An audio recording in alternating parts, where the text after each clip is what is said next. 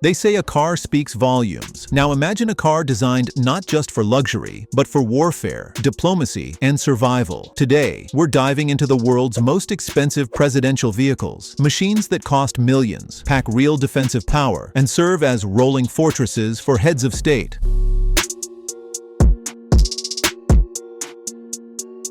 From the US, the Beast, to Russia's Aurus Senat, these are not your average limousines. They are status symbols, mobile command centers, protective shields, and eye-openers. Let's take a ride. Joe Biden, the Beast, United States. Probably the most famous of them all is the Beast, the official US presidential state car. At first glance, it might look like a stretched Cadillac, but this is no ordinary limousine. Built by General Motors and designed in collaboration with the Secret Service, it's essentially a rolling fortress on wheels. The Beast weighs as much as a fully loaded truck, with armor thick enough to stop high-caliber rounds and windows several inches deep. Its tires are reinforced to keep running even if punctured, and the cabin is sealed to protect against chemical or biological attacks. Inside, it's not just comfortable, it's tactical. The president has access to secure communication systems, satellite links, and even a stock of his own blood type in case of medical emergencies. Whenever the Beast is on the move, it carries an unmistakable message. The American president travels in nothing less than the world's most secure car. Vladimir Putin, Aurus Senat, Russia. Russia's answer to the Beast is the Aurus Senat, first revealed during Vladimir Putin's 2018 inauguration. Bold, imposing, and unmistakably powerful, the Senat was designed as a symbol of Russia's engineering prowess and independence. Built as part of the Cortege project, the Senat isn't just a one-off vehicle. It's the centerpiece of an entire fleet that includes SUVs and support cars.